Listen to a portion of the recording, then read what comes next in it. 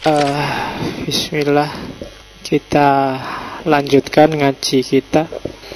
Malam ini kita ketemu dengan tokoh kesekian dari tradisi postmodernisme, yaitu Jacques Derrida, filosof Perancis yang pasti sudah akrab di telinga kita. Cuma memang pikiran-pikiran Derrida agak jelimet. Kenapa Derrida agak rumit? Karena Derrida sendiri, ide besar yang dia bawa adalah dekonstruksi, yang intinya tidak ada struktur, tidak ada kebenaran yang pasti. Dan itu bikin rumit. Berarti termasuk pikiran-pikirannya Derrida sendiri. Dan itu yang nanti jadi titik balik kritik orang pada Derrida. Meskipun dia menyumbangkan satu metode yang hari ini sangat populer, khususnya mereka yang menggeluti dunia post-struktural. Oke, kita lihat gaya berfilsafatnya Derrida. Jadi Derrida ini unik karena dia mixed genre. Jadi bidang apa aja dirambah oleh dia, diambil oleh dia dalam rangka menjelaskan ide-idenya. Jadi Derrida ini tidak mau dipatok, tidak mau disetir oleh aturan apapun, oleh metode apapun, yang penting mikir. Itu Derrida. Tidak harus, aku sosiologi harus sosial dong, aku antropologi harus budaya, kon enggak, wis dipikir aja. Jadi itu gayanya Derrida, mixed genre. Yang kedua, dia tidak cuma argumentatif, tapi evokatif. Evokatif itu membangkitkan orang, membangunkan orang untuk mikir sendiri, nyari konteks sendiri. Evokatif itu nanti secara lahir, kalau biasanya di model kata-kata, terus jadi dalam pernyataan, terus jadi provokatif, membangkitkan, menggerakkan, menggairahkan. Jadi kan ada kayak kamu orasi itu kadang-kadang kamu ngomong apa, argumentasinya nggak jelas, tapi evokatif, bikin orang wah, bikin teman-temanmu teriak-teriak semakin semangat. Itu evokatif. Terus cara berpikirnya tidak linear, tidak 1+1 2, tapi sirkuler. Logika itu bulat, terus wis pokoknya tarian-tariannya nggak ndelucur. Apa ndelucur bahasa Indonesia nih? Ya apa ya? Ndelucur itu maksudnya mikir nggak tengok kanan tengok kiri. Harus cabangnya banyak, jangan tutup poin. Pertimbangkan banyak hal di sekelilingmu. Cara berpikir sirkuler.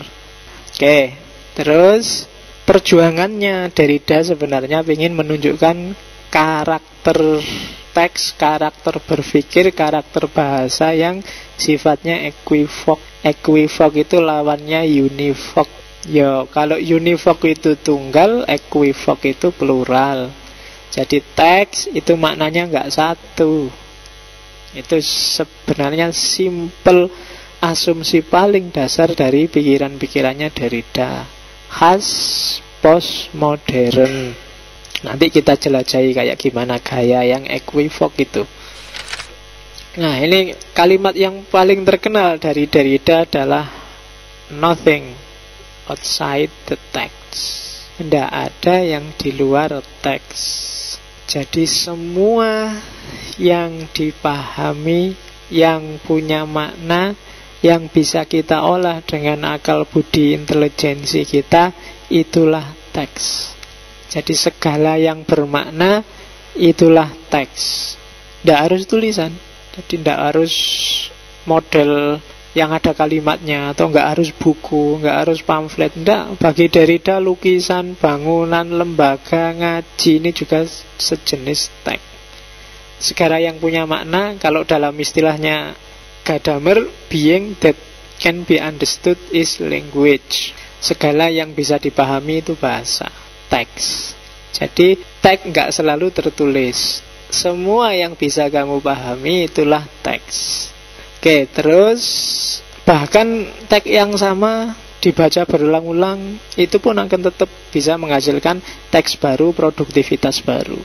Maka nothing outside the text. Kamu juga teks. Jadi aktivitasmu setiap hari itu sebenarnya aktivitas membaca. Jadi baca. Kamu lihat saya baca, kamu lihat masjid ini baca. Begitu nyampe sini, wah teman-teman sudah pada datang, itu kan juga baca. Teman-teman sudah pada datang, itu kan hasil pembacaanmu. Yang lain membacanya mungkin beda. Baru sedikit yang datang, itu kan pembacaan juga. Oke, yaitu semua teks. Jadi aktivitas hidup kita dari baca ke baca. Dari situlah terus muncul ide besarnya Derrida, dekonstruksi. Cuma, nah ini ada cumanya, Derrida sendiri nggak pernah mendefinisikan dekonstruksi, dan bagi dia memang mungkin jangan didefinisikan. Kalau didefinisikan, dia jadi baku. Jangan tanya cara mendekonstruksi gimana, nanti dia jadi metode baku. Kalau sudah baku, tidak jadi dekonstruksi. Mau dekonstruksi itu sifatnya harus terus-terusan. Jadi kalau di kalimatnya Derrida, dekonstruksi itu dia bukan teknis, bukan cara ngeritik atau gaya ngeritik, dan bukan metode tafsir. Dekonstruksi itu dari praksisnya, itu kesimpulan saya, isinya dua, deskripsi dan transformasi. Jadi ngerti teksnya terus mentransformasi maknanya teks sesuai versi kita, itu dekonstruksi. Jadi orang melakukan dekonstruksi itu selalu mendekati sesuatu, setelah paham teksnya dia akan masuk mentransformasi teks itu sesuai versi dia, dikembangkan, diubah sesuai versi dia.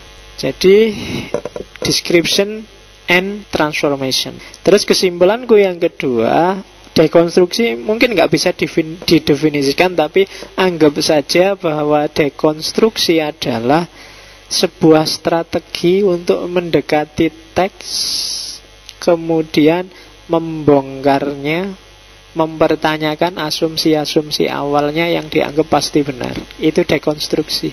Misalnya NU punya Bahsul Masail, Muhammadiyah punya Majelis Tarjih. Kebenaran-kebenarannya kan dipatok di situ. Dan di balik Bahsul Masail, di balik Majelis Tarjih itu kan pasti ada asumsi-asumsi tertentu tentang kebenaran.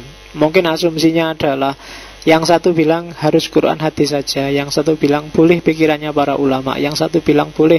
Nah, itu kan asumsi-asumsi yang tidak ditanyakan sejak awal. Tidak ada orang bahas, jangan dibahas ini sudah mesti benar. Nah itu kalau dekonstruksi, justru itu yang diserang dulu. Ya pikiran-pikiranmu apapun, itu kan biasanya diawali dari asumsi-asumsi. Kalau dekonstruksi, coba tanyakan dulu apa benar asumsimu itu. Misalnya, kamu punya prinsip, Pak, prinsip saya Pak, selama kuliah saya tidak akan pacaran Pak, karena pacaran itu mengganggu kuliah misalnya. Loh itu kan mungkin berawal dari beberapa asumsi kan. Asumsi pertama, bahwa kamu pasti laku dan besok punya pacar. Asumsi kedua kan gitu, mesti kamu asumsikan. Lah kalau kamu mengasumsikan kamu nggak laku kan, kamu nggak capek-capek mikir itu kan, nggak capek-capek mikir kuliah sambil pacaran nggak ya. Itu kan berarti diam-diam kamu punya asumsi, besok aku laku loh, tapi aku nggak akan mau pacaran dulu kan gitu. Nah itu yang harus kamu gugat duluan. Apa iya kamu laku besok? Nah iya kan, nah, itu kan asumsi tersembunyi. Itu yang harus diserang dulu. Oke, jadi dekonstruksi adalah strategi mendekati teks. Nah, sebelum masuk ke strateginya, ini dasarnya.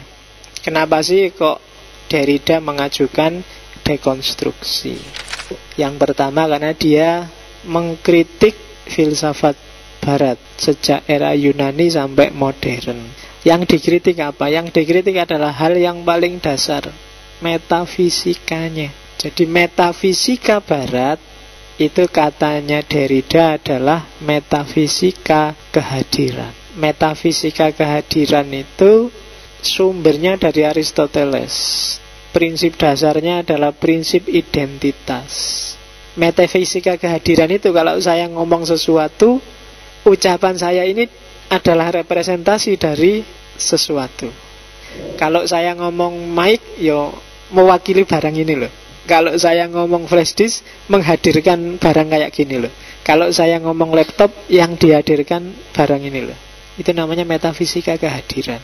Jadi konsep, teori, pernyataan dianggap mewakili realitas. Itu metafisika kehadiran. Metafisika kehadiran itu nanti jadi sumber dari yang namanya logosentrisme. Logosentrisme itu cara berpikir yang kaku. Logos itu nalar cara berpikir sentris itu pusat. Jadi orang yang terjebak, terpusat di kebenarannya sendiri. Itu yang kemarin mungkin ada yang bertanya, kok rasanya kok setiap belajar filosof seolah-olah setiap filosof benar. Karena memang ya masing-masing punya rasionalitas, masing-masing benar versi mereka masing-masing. Dan logosentris itu masing-masing mengklaim dirinya yang paling benar. Itu logosentris. Jadi logosentris itu berarti tertutup sudah logosnya, harus itu. Di luar itu berarti keliru. Padahal logos itu sifatnya tidak tunggal. Ya tadi sifatnya equivok. Mic ya bisa mewakili barang yang kayak gini, tapi kata-kata mic itu ya lihat tarikannya kemana dulu, dalam konteks apa dulu. Mikrofon kalau dalam konteksnya anak kecil dia bisa jadi mainan, dalam konteksnya penyanyi dia bisa jadi alat cari uang, dalam konteks kiai ya alat dakwah, dalam konteks kan gitu. Konotasinya bisa macam-macam. Orang tidak bisa ngeyel, tidak bisa. Yang namanya mikrofon itu ya alat cari uang, ya tidak bisa. Dia di depan kiai-kiai dia bisa jalan menuju surga, di depan anak kecil dia cuma permainan. Itu logosentris. Oke. Nah, logosentrisme itu kalau di Derrida bukti paling nyata ada dalam cara berpikir biner. Cara berpikir serba dua, serba berpasangan. Itu sebenarnya hidup kita tiap hari diatur itu. Karena ya dasarnya Aristoteles tadi, A sama dengan A dan A tidak sama dengan B. Siang malam, kemudian laki-laki perempuan, ayah ibu, dosen mahasiswa, pemerintah rakyat, yang selalu kita mikirnya dua. Padahal kayak kondisi itu kan gak cuma siang malam, ada sore, ada pagi. Cuma pagi lawannya sore, gak bisa pagi kok lawannya malam, gak enak, gak cocok. Kenapa kamu selalu biner mikirnya? Dan berpikir biner itu biasanya implikasinya terus jadi hierarkis dan subordinatif. Kalau kamu mikirnya cuma dua, biasanya yang satu ini levelnya tinggi, satu levelnya rendah. Satu konotasinya positif, satu konotasinya negatif. Satu di atas, satu di bawah. Kalau saya ngomong hitam putih, itu bagi kamu, meskipun hitamnya tak dulu kan bagi kamu, ya putih itu yang bagus Pak, hitam itu kegelapan. Atau misalnya panjang dan pendek, ya panjang Pak. Kalau pendek itu kurang afdol, lebih yang panjang. Besar dan kecil, ya besar Pak. Kalau besar itu kan Tapi kalau gendut dan langsing, ya langsing Pak. Padahal tadi milih yang besar, tapi sekarang milih yang langsing. Jadi selalu ada yang kamu letakkan di atas dan yang kamu letakkan di bawah. Itu kelemahannya oposisi biner.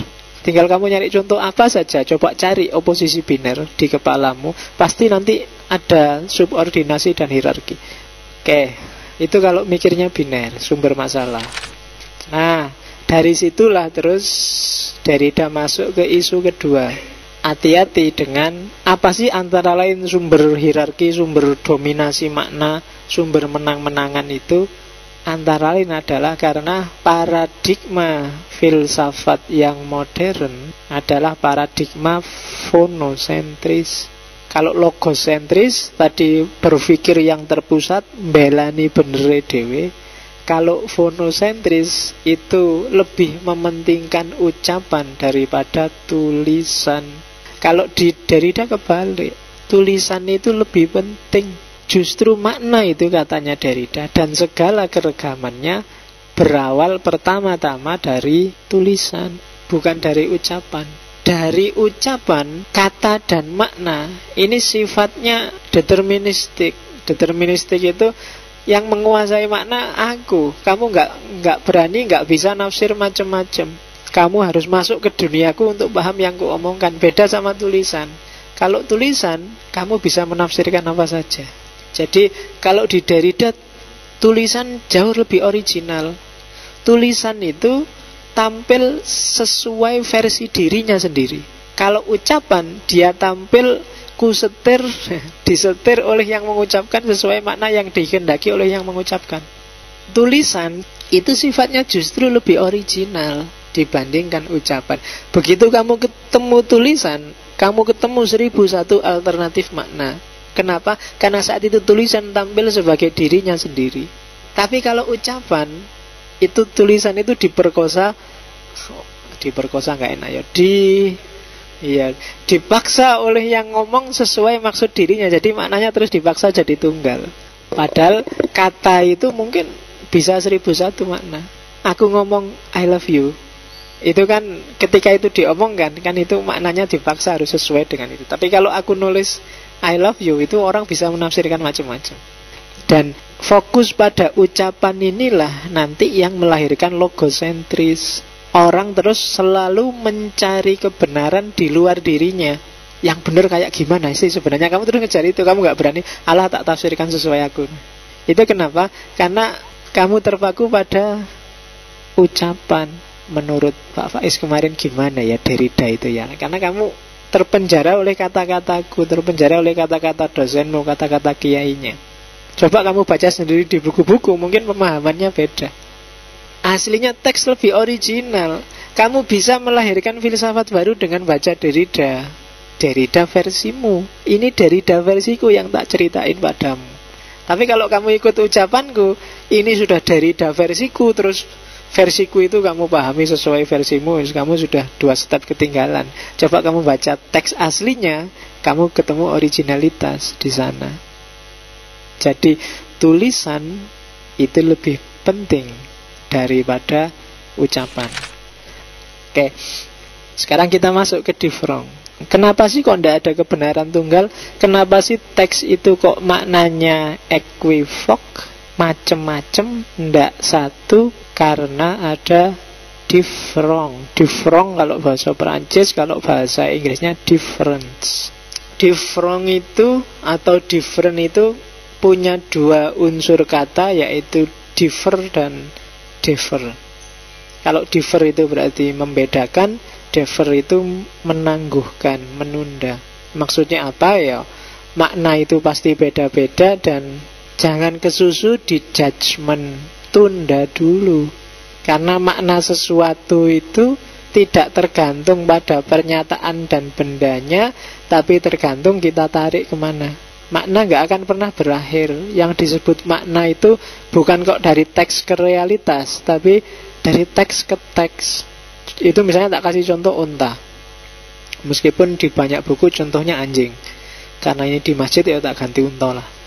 Karena kalau pakai anjing gak enak nih masjid ngomong anjing. Padahal meskipun sudah bolak-balik ngomong. Tapi kan cuma contoh. Nggak serius. Nah, unta. Kalau kamu ngomong ada unta, apa sih unta itu? Kan orang tanya. Ya unta itu ya binatang yang kakinya 4, yang lehernya panjang, macam-macam. Tapi kalau dikejar terus definisi itu kan juga teks. Definisi lagi.